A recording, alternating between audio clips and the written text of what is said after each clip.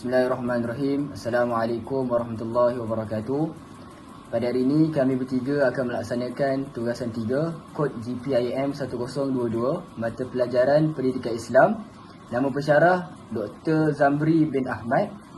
Kami akan melaksanakan persembahan iaitu forum tentang isu keruntuhan akhlak. Selamat datang kepada semua peserta dalam sesi perbincangan hari ini. Fokus perbincangan kita adalah isu keruntuhan akhlak di Malaysia dan usaha-usaha yang diambil oleh pelbagai agensi untuk menangani masalah ini. Dikenali sebagai masalah sosial yang sangat serius, keruntuhan akhlak di kalangan remaja terhasil dari pelbagai faktor. Mari kita mulakan dengan meninjau pandangan semua panelis pada hari ini mengenai pucuk-pucuk utama keruntuhan akhlak ini. Kita mulakan dengan panelis pertama iaitu Ustaz Uzaimi. Silakan. Terima kasih kepada Tuan Moderator. Pertama sekali, saya ingin menegaskan bahawa keruntuhan akhlak di kalangan remaja adalah isu yang serius di Malaysia. Punca utama masalah ini termasuknya kurangnya pendidikan moral dan agama di kalangan generasi muda ini. Seringkali kita lihat pelajar yang terlibat dalam gejala sosial seperti penyalahgunaan dadah dan jenayah adalah hasil daripada pengabaian dalam keluarga dan sedikitnya perhatian diberikan kepada pendidikan agama di rumah. Saya sangat bersetuju dengan Ustaz Uzaimi. Saya juga berpendapat bahawa pengaruh rakan sebaya sangat besar dalam bentuk kelakuan para remaja. Remaja zaman kini mudah sangat terpengaruh dengan apa yang berlaku di sekeliling mereka, terutamanya jika mereka dikelilingi oleh kawan-kawan yang negatif. Sekiranya pergaulan mereka dikuasai oleh individu yang mempunyai akhlak yang tidak baik, sudah tentu ini akan mempengaruhi tingkah laku mereka semua. Terima kasih saya ucapkan kepada kedua-dua panelis atas pandangan yang diberikan. Dengan pelbagai definisi keruntuhan akhlak yang berlegar di fikiran kita, apakah konteks yang kita lihat dari segi keruntuhan akhlak ini bermula dari tingkah laku sosial kepada perilaku jenayah? Apa pendapat panelis? Sudah pasti Moderator, keruntuhan akhlak di kalangan remaja merangkumi salah laku dari gejala ringan seperti konten sekolah hingga kepada jenayah berat seperti merogol, membunuh di kalangan remaja yang kita lihat pada hari ini. Kita juga perlu melihat kepada isu dadah dan penyalahgunaan bahan dalam konteks ini. Satu kajian telah menunjukkan bahawa sebahagian remaja yang terlibat dalam salah laku tersebut biasanya datang dari pelbagai latar belakang keluarga yang mempunyai masalah sepertinya sosial yang lemah, tiada kasih sayang daripada ibu bapa atau keruntuhan institusi keluarga. Baiklah, saya merasakan itu adalah pandangan yang sangat baik.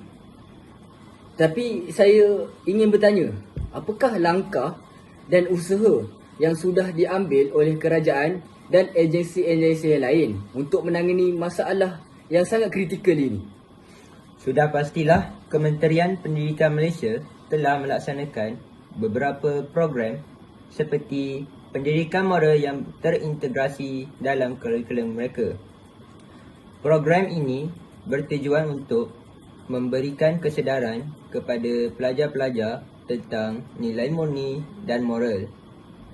Di samping itu, pelbagai kempen kesedaran diri juga diatur oleh Jabatan Kebajikan Masyarakat yang berkolaborasi dengan NGO-NGO yang di luar sana untuk mendidik masyarakat dan ibu bapa tentang pentingnya pendidikan akhlak dan moral.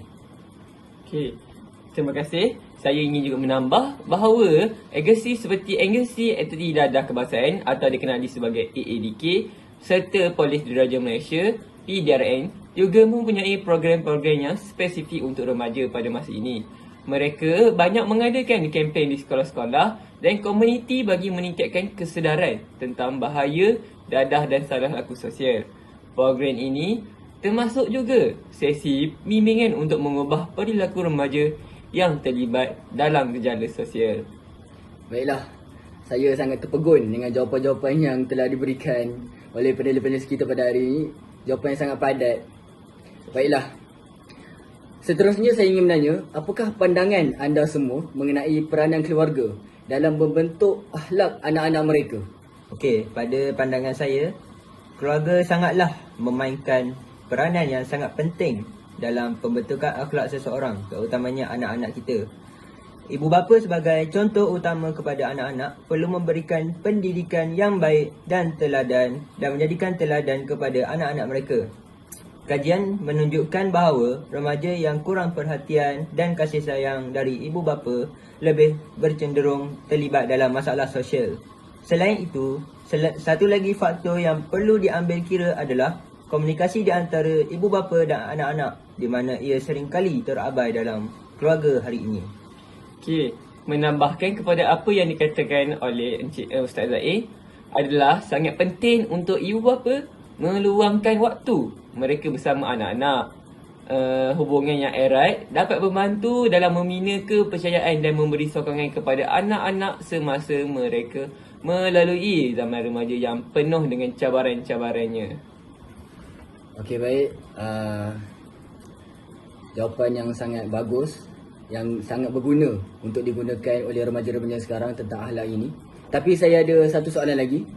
Bagaimana pula dengan pengaruh media dalam merangsang keruntuhan akhlak ini? Sejauh manakah ia memberi kesan khususnya kepada remaja yang zaman sekarang yang banyak menggunakan media sosial? Okey, selain daripada peranan ibu bapa, media sosial juga memainkan peranan yang sangat besar dalam membentuk perspektif dan tingkah laku remaja. Kita tidak dapat menafikan bahawa paparan yang tidak sesuai seperti program-program berusulkan jenayah dan tindakan ganas di televisyen serta media sosial mempengaruhi cara berfikir dan bersikap remaja hari ini.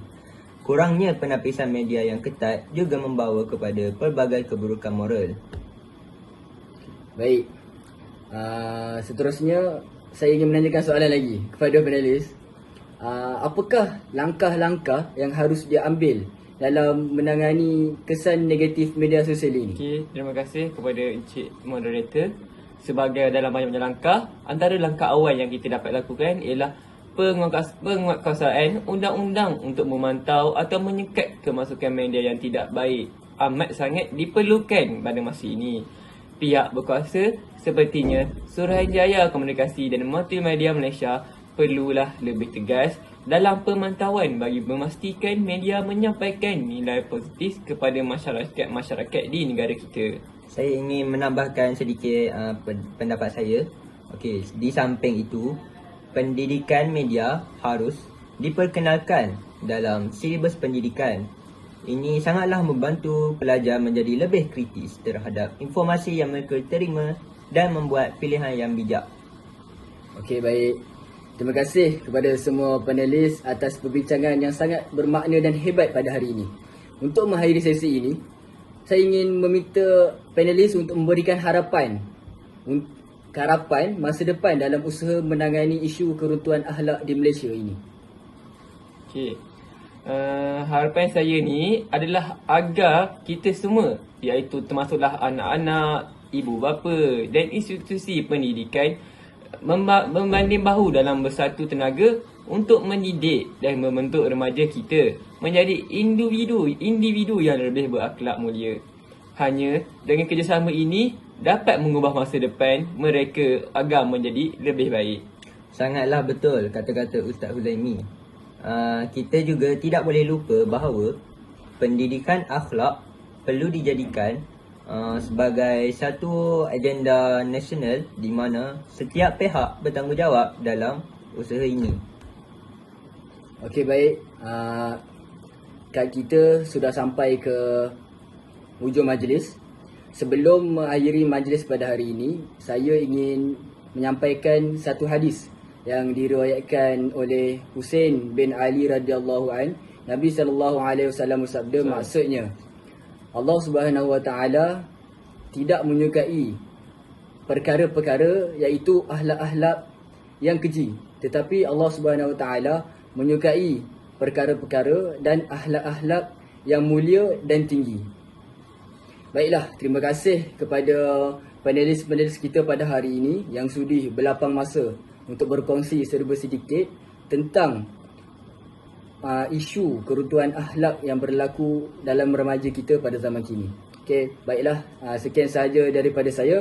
Wabillahi taufiq wa hidayah. Wassalamualaikum warahmatullahi wabarakatuh. Waalaikumsalam.